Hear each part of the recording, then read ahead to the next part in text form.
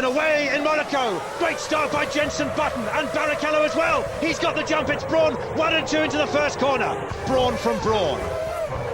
Ferrari from Red Bull. Massa 5th, Rosberg 6th. Oh, look at this. Massa fancies a look at Vettel. Oh, good, close racing there. Here comes Massa again, darting round. Still can't find a way through. Oh, hello. He's going to have to let him through and then try and slot back in. Where's Rosberg? There he is. He's got that the inside. Rosberg's all ready to pounce and get the apex turning point. And, well, instead of making a place, Massa's lost one. And look, and Rosberg's through, and so is Massa now. Vettel's got no rear grip. They'll have to pit him. Kovalainen's through as well. Look at that. So they're all coming through now. Ooh. Oh, he's got his braking all wrong, and he's just shoving Piquet straight into the barriers. It's happening. This is a replay, obviously, up the inside, and a good old bounce. That's Sebastian Vettel, and that's him gone. Right, there he goes. He understeered into the apex, and then you get on the dirty stuff, and there's nothing you can do. Button comes in on lap 16, which will leave Nico Rosberg in the lead. But where will Jenson Button funnel out?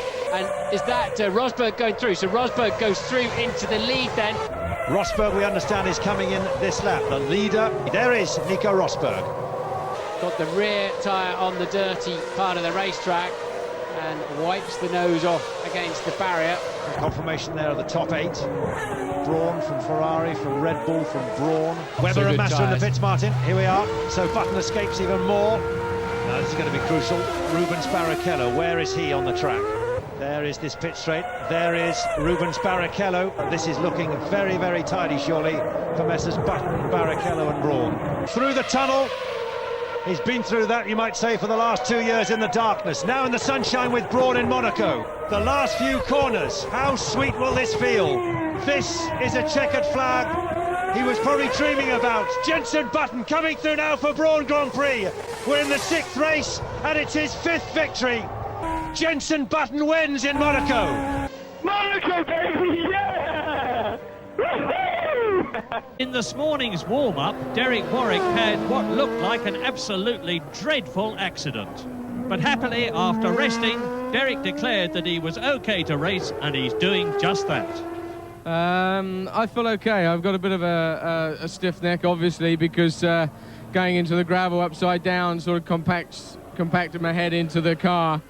But I've been to the hospital and we've had x-rays, and it seems everything is fine, no problems at all. So, you know, to me, I didn't have an accident. Here we are, it's race day, and it's important for us to score points. Now, is he keeping Riccardo Patrese back? No, Derek Warwick moves over.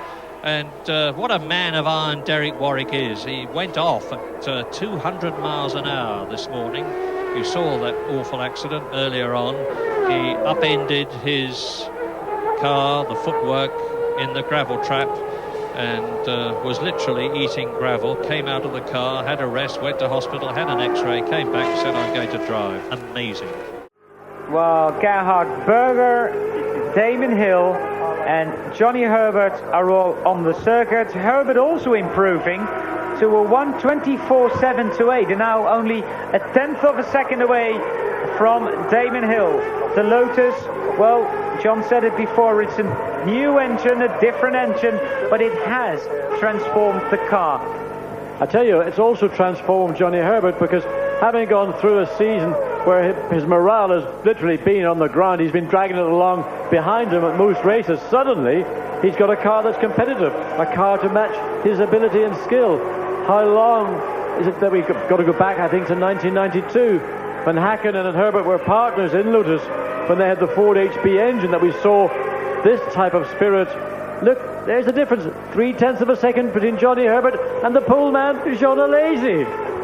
Oh, Johnny Herbert, can he get onto the second row of the grid? We got to go back to 92 to see Johnny's best qualifying positions ever, and that was a 6th place in Canada. Now, Johnny Herbert, can he get onto the second row of the grid?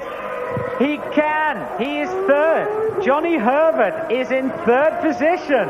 Well done. Absolutely fantastic, I have to say. I don't think there's anybody here could be unhappy with what we've just witnessed. Johnny Herbert, the man who literally was praying, begging, whatever, to get out of Lotus, suddenly, with this new Mugen Honda V10 engine on the second row of the grid, ahead of everybody but the two Ferraris, and I include the two Williams Renault.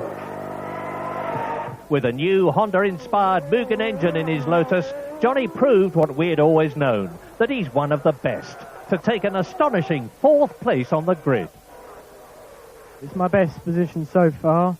Obviously, the way things had been going this year, it's been very, very difficult, and it's just nice that we've got an engine and a good package that just seems to be working. And it would have been nice, obviously, to stay in front of Damon, but I'll have to get him next time.